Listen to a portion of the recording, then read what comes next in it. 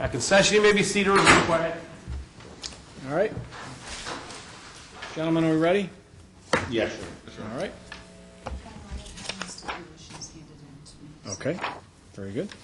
All right, I have a list of witnesses for the Commonwealth and the defendant. I intend to read all these to the jury as potential witnesses or people who may possibly be called. Is that correct? The only one who isn't here is Adam Mokrzecki, and I don't know if he's coming or not. He's at school. Understood. Okay. All right, very good. Ready for the jury? Counsel? Yes, sir. The Commonwealth does not intend to call Brenda Campbell, just Okay. so 3 witnesses. Would Brenda Campbell's name be mentioned possibly during the case? Possibly, but not likely, but possibly. All right, I might just read the name and explain to the jurors. I just mentioned it just in case, Sounds good. just so they know. All right, thank you very much. If counsel ready, we'll have the jurors.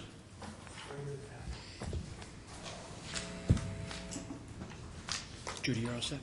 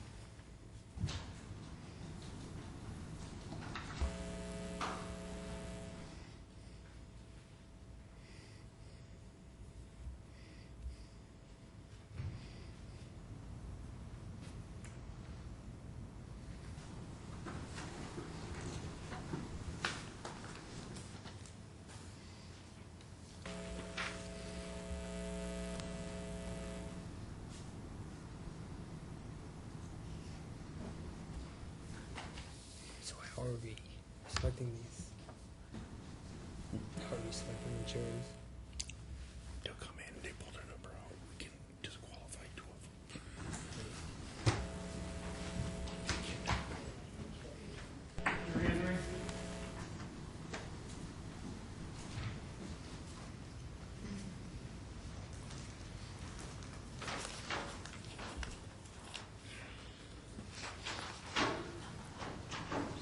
No. Yeah.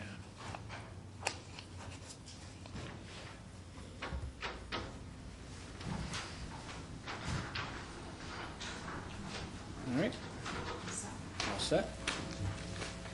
Today is Wednesday, September 24th, 2014, on the complaint of the Commonwealth versus Paul Mokrzecki, docket 1498CR709, count 1, alleging violate harassment prevention order, count 2, resisting arrest.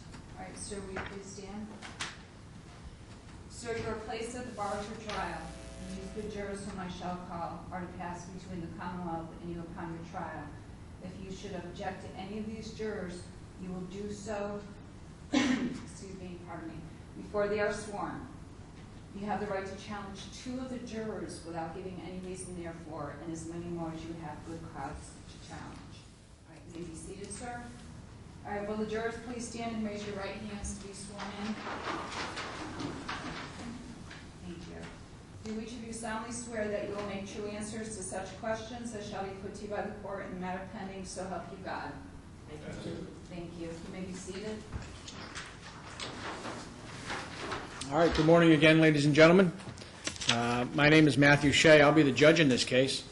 This is a criminal case. As you heard, Mr. Mokrzecki, the defendant here, is charged with 2 violations of law. One is violation of a harassment prevention order. The second count is resisting arrest. To those charges, he's pled not guilty. In this case, the Commonwealth is represented and the defendant is represented, both by counsel. At this time, I'm going to ask the lawyers in the case to introduce themselves to you. Mr. Russo? Thank you, Your Honor. Good morning, everyone. My name's Attorney Matt Russo. I represent the Northwest District Attorney's Office in the Commonwealth of Massachusetts. Good morning. Good morning, ladies and gentlemen. I'm Philip Mokrzecki. I'm representing my nephew, Paul Edward Mokrzecki. I have an office in Hadley, Massachusetts, and I'm in private practice. Thank you. All right, thank you, counsel. Ladies and gentlemen, there may be a number of witnesses in the case. What I'm going to do is I'm going to read the names of the potential witnesses or names of people who might be mentioned during the course of this case. The defendant is entitled, as is the Commonwealth entitled, to a jury that decides the case on the evidence and nothing but the evidence, and gives each side a fair trial. And it may not be a fair trial if you know somebody involved in the case or a neighbor of yours is going to be a witness in this case. So I will read the names of the potential jurors or names that you might hear during the course of this trial. If you recognize anybody, just make note of it, and it'll come up when I ask you questions later. If the witness is in the courtroom when I read the name, if you could please stand so the members of the jury could see you. All right. Justin T. Campbell. Thank you. Brenda S. Campbell. Thank you, both of Hadley. And from the Hadley Police Department, Kenneth Hartwright. Thank you. And Officer Douglas Costa, also of the Hadley Police Department. Carla Mokrzecki. Paul Mokrzecki Sr., Paul J. Mokrzecki. Thank you, also of Hadley. Kristen Mokrzecki of Hadley. Adam Mokrzecki is not in the courtroom. Edward P. Mokrzecki. All right. All right. Thank you very much.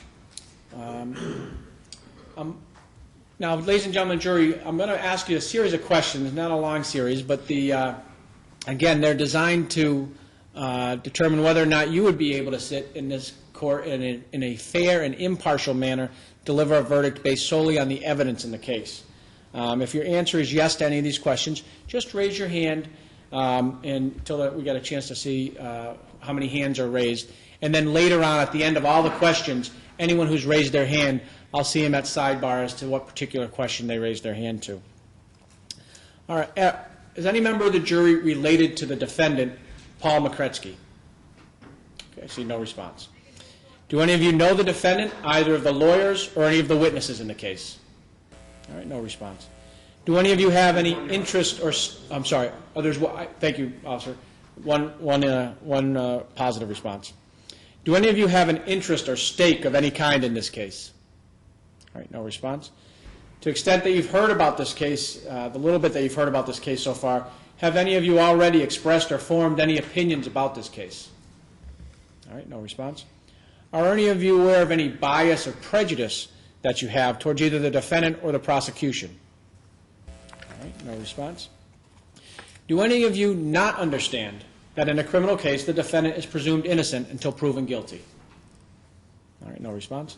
Do any of you not understand that the prosecution has the burden of proving the defendant is guilty beyond a reasonable doubt, and that the defendant does not have to present any evidence in his behalf? All right, see no response. And finally, and I should say, just so you know, I do expect this case to get to the jury today. I expect all the evidence to be finished today. You never know how long jury deliberations are going to go, and we don't rush jury deliberations. We let the jury take whatever time it sees fit to come to a verdict in the case.